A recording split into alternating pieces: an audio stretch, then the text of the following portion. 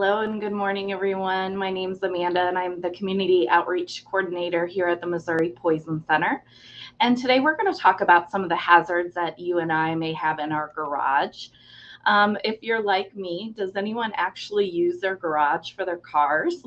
There may be room for a car amongst all the extra things like bicycles, ladders, holiday decorations, hoses and tools and equipment, and home improvement items, paint cans, lawn care products. All of those things are commonly found in many of our garages. But there are lots of potentially toxic poisons in our garage that can be dangerous to both yourself, your children, and your pets. And many of these only take a small amount of the wrong product to cause an issue. So let's take a look first at our first category, um, which is our fuel sources. So fuels like tiki torch fuel, lighter fluid, gasoline, kerosene, propane, lamp oil are in the family called hydrocarbons. And hydrocarbons are very dangerous if accidentally ingested in the wrong way. So the problem with these is that they often will slip into the lungs, or if you've ever drank something and it went down the wrong pipe and you've kind of had to cough or choke or sputter, like it kind of went down the wrong pipe, so to speak. If that happens with these types of products, these slippery fuel sources, we can get a really bad lung reaction and a chemical pneumonia.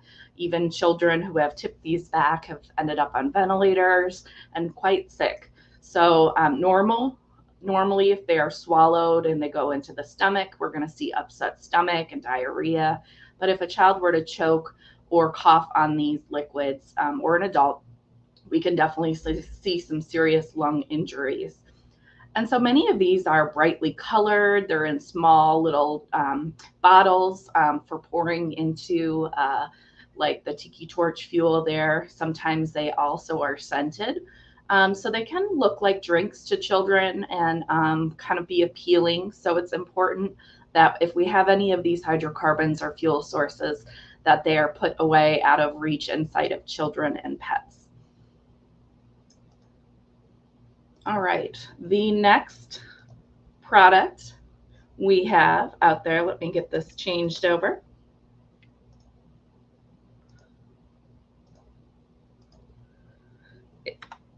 Here we go, is some of our lawn and garden products. There's so many different varieties. Things like herbicides are used to control weeds. Things like other insecticides are for insects and other creepy critters. So there's lots of different things that we use, and you want to make sure that you select the appropriate product for the situation. You want to make sure that you identify the type of weed or weeds that you're trying to kill before use, because there's no use using something that is not effective for the job that you're doing. Remember, not more is not always better. You need to read and follow directions. Often that includes diluting properly or wearing proper protective equipment, especially on windy days when that spray back might come and kind of cover your face or get into your lungs through breathing in. Other things like insect killers, there's a wide variety of risks associated with them. The most common insect killer are in the pyrethroid family, and these were first discovered in the chrysanthemum flower family. And so we can actually see some sort of unusual skin sensations if these types of products are on the skin, where it kind of feels like numbness and tingling, pins and needles feeling. So often people will complain about that, especially, like I said, on those windy days with an exposure. So it's important to know the product you have, keep it in its original container, and then also to make sure that you follow the appropriate directions on the container. All right. Often we have things in our garage like rodenticides or rodent bait. These are pesticides used to kill rodents, mice, and rats. And they're chemical, right? So if proper sanitation and trapping doesn't work, these bait options are something people use. You want to make sure some other options are also covered. You want to make sure that the garbage is cleaned up. Any spilled bird seed or leaky faucets can attract rodents. So if you do need to use a bait, you need to follow the directions on the label and keep the original packaging. Often these will get put into a tray or one of these dispensers, and then we won't have the brand name or the ingredients. So it's important to keep that original packaging so that you can let us know if a child were to get into one of these products, or even a pet, which we see quite frequently, that we can help you by knowing the ingredients. And then also make sure they're stored in a cool, dry place that's not accessible to children and pets.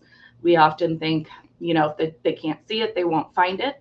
But we do find many dogs and small children, especially, can find things that we can't. So make sure you're getting down to their level, checking things out, because you can kind of see how these might be a little bit attractive, like little candy sort of thing. They're colorful. They certainly don't taste good.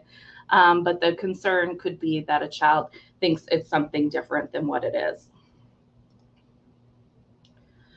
Of course, in our garage, we have lots of products to help with our cars and automobiles, like antifreeze, windshield washer fluid, carburetor cleaners, fuel additives, and other oils and products. And some of these can be quite dangerous. Some ingredients like ethylene glycol or methanol can be very toxic, even in a small mouthful. It can make the person very drowsy. We have even seen more serious symptoms as coma and permanent injury to the kidneys and eyes with larger exposures.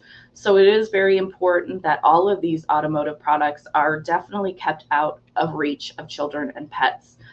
They're also often volatile, meaning that they can catch fire. And so we want to make sure that their spills are cleaned up. We will often hear a scenario where there's some spillage underneath a car, and then later the car is moved and an unsuspecting pet or child gets into the spilled product. And then there's also the concern of just the coloring and the attractiveness of it, right? Many of these are blue and green and brightly colored jugs and containers. And so that can look like a drink or a beverage to children and young children. So be very careful with our automotive products. Keep these out of reach of children. And if any exposure does occur, just give us a call so we can help you work through the situation, because different products have different risks. Also, often in our garage, we keep our leftover home improvement products such as paint or varnish, paint thinner.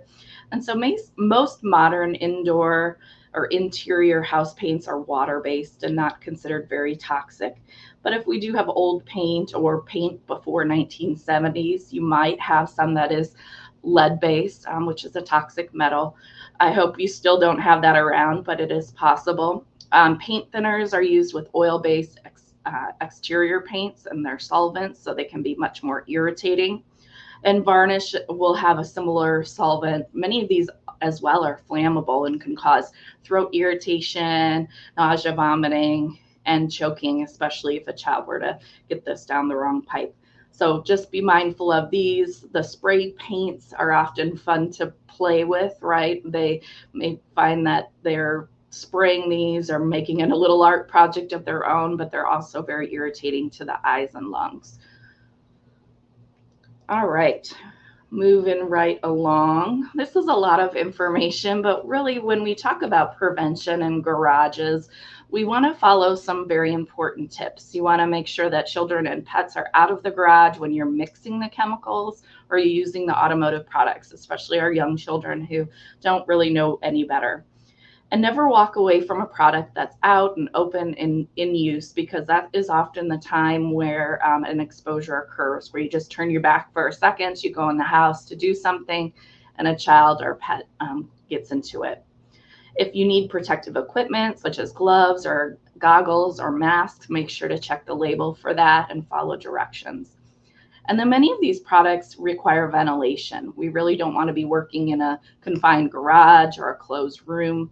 You want to make sure that if you're using these solvents and other fumes, that the windows and doors are open. Keep a fan in the area to get some fresh circulating air as well. And then tightly seal products after every use. Often these liquids kind of are sticky and can kind of gunk up the seal. So make sure that the container is properly sealed. and then store our things in the original container. Again, it's so frustrating to not be able to determine what product you're talking about because it was moved into a different container. So if you do have a product, you need to make sure it stays in the original container so we can find the name and the ingredients much more easily. And then when you're not needing these products anymore, or they've been around for too long, or they're just not necessary, it's really important just to dispose of them properly. Just buy enough to do the job and dispose the remainder, and not keep products for any length of time unnecessarily. Of course, we always want you to make sure that you have the poison helpline at your fingertips, no matter if something happens or you just have a question about a product. That phone number is 1-800-222-1222. And that is the nationwide poison helpline that reaches one of your 55 poison centers across the country here in Missouri, at the Missouri Poison Center. We're 24 hours a day, 7 days a week. We handle calls from people of all ages, so children and adults and everywhere in between. And you can just call with a question. It doesn't have to be an emergency or a major scenario. Call and ask those questions so we can assist you, or if you have questions about prevention, we'd be happy to help you. Again, that number, save it in your phone for when you need us, 1-800-222-1222. Have a great day.